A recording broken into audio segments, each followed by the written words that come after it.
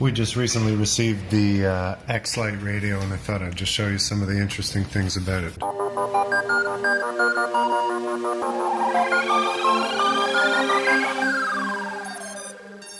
First off, the case is really nice. It fits everything beautifully. Comes with a piece of foam that protects the radio itself. Has some gimbal protectors. Some of the interesting things, the switches at the back. The bottom switch is just tiny. The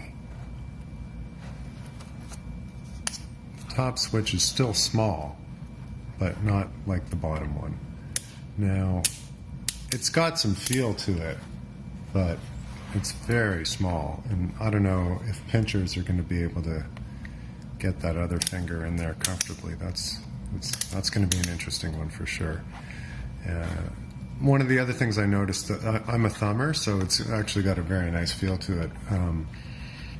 The person who picked it up, who was a pincher, noticed that if you grab the stick too low down, you can't, your finger gets in the way of full travel. So you've got to get it to there, and you can get your finger on it like that. But if you pinch it any lower down, like in the center of your finger, you're going to run into the top of the radio with your finger, and same thing kind of sideways. So you've got to be prepared to be holding it at the top, or maybe put some stick extensions on it, which will make the travel longer. So I noticed that. Really interesting way of putting batteries in. It takes those 18500 cells. They pop into the bottom like that.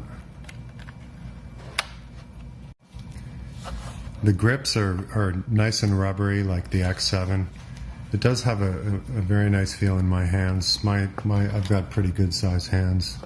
I'm not a gamer though, so I don't really have any particular fondness or familiarity with this style of controller. But it feels good for sure, and I mean, it's the size of the package is crazy when it comes all protected in the case like this. It's like 2/3 the size of a normal radio. I don't know. Here's an X10. That's a big radio, though. I'll see if I can get another one to show you. And here it is beside the X7. So it really is a lot smaller.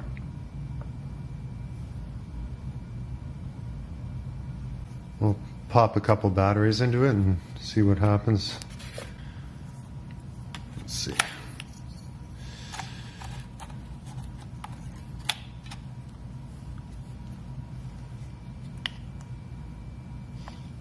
It's not going to do any talking, I think, because it doesn't have a SD card in it.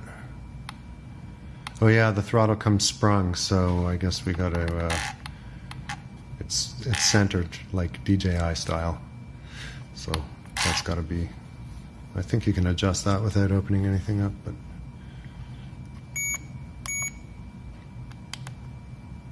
Yeah, looks pretty much like the same screen as the X7, X7S.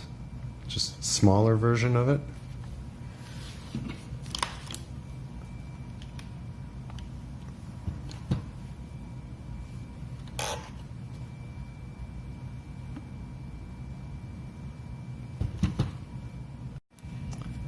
And at the top we've got a little port plug with looks like an RPSMA connector. I think that's additional. And I guess this is where the action's going to be. Someone's going to make a crossfire adapter, or people are going to use the R9 system. That's a new format.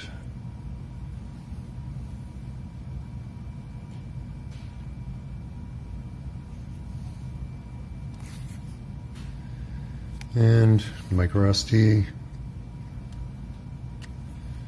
micro USB, smart port, and probably audio.